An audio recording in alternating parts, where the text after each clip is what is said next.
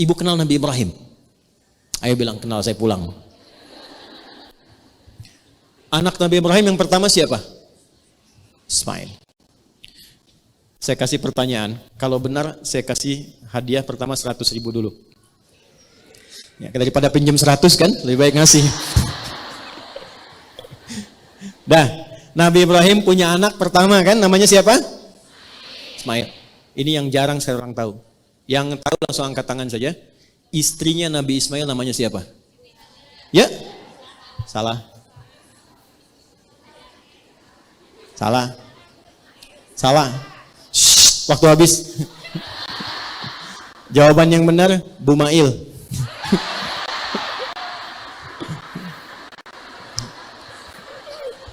Ibu hampir Bu ya, Bu hampir.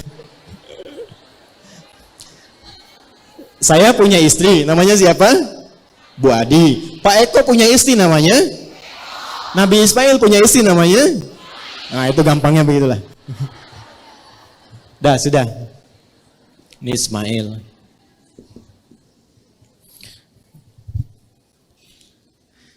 Ayahnya siapa? Ibrahim. Punya istri namanya? Bukan, Siti Hajar kalau yang ini ya. Ibrahim. Dah, sini. Ibrahim tinggal di mana alaihissalam? Di mana? Tepatnya di mana? Ibrahim tinggal di Kanaan di Palestina. Ismail di mana? Di Mekah. Perhatikan baik-baik ini yang mau saya sampaikan. Nanti kisah ini direkam sempurna dalam Al-Quran, bahkan disurah dengan namanya surah Ibrahim. Perhatikan baik-baik. Sekalipun ayah itu berada di tempat yang jauh, ayah di Palestina, anak di Mekah, tapi tidak menghilangkan kesempatan ayah untuk memberikan perhatian kepada anak. Nabi Ibrahim itu Nabi, Rasul, seorang suami, seorang ayah. Beliau mencari nafkah, beliau berdakwah. Tapi setiap pertumbuhan Ismail itu selalu memastikan dan datang melihat. Ismail tumbuh bagaimana? Ismail temannya siapa? Sampai mau nikah pun itu tahu dan memberikan arahan. Ini istri yang bagus begini, yang soleha begini. Apa yang terjadi? Ini yang mau saya katakan. Dengan perhatian orang tua yang begitu luar biasa, bahkan belum balik pun, itu anak merasakan dalamnya pekerjaan ayah. Saat Nabi Ibrahim diperintahkan oleh Allah, tugas meninggikan bangunan Ka'bah, ditinggikan lagi, karena di zaman Nabi Nuh itu hancur kena banjir.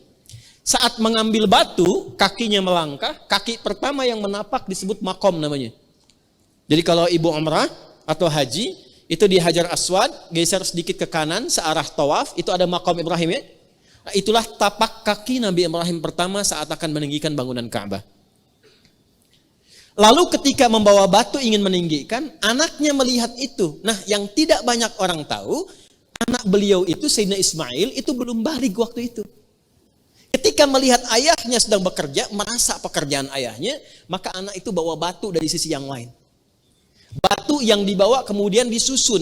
Kalau bahasa kita, ayah aku boleh bantu enggak? Disusun-susun. Kalau batu sendiri, batu disebut hajar namanya.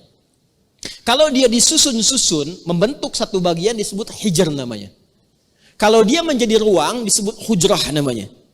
Maka disusunlah batu itu menjadi bagian dari sisi Ka'bah. Sampai sekarang diabadikan dengan nama Hijr Ismail. Tapi poinnya bukan karena hijrnya. Poinnya itu refleksi bagi setiap orang tua yang tawaf. Itu dengan hubungan dengan anak bagaimana? Jangan-jangan harta kumpul bagus, jabatan suami bagus, ibu enak. Tapi dengan anak gak cocok. Gak pernah kenal, gak pernah salam, pergi cuek begitu saja. Apa? Jadi harta yang didapatkan selama ini untuk apa? Anda mencari harta keluar untuk yang di dalam. Anda dapat harta di luar, tapi nggak dekat dengan yang di dalam. Lalu manfaatnya apa harta yang didapatkan itu? Dan hebatnya, saat mendapat tugas berat untuk menyembelih pun, itu anak langsung berdedikasi mengorbankan jiwanya. Pak, kalau perlu lakukan sekarang cepat, jangan ditunda.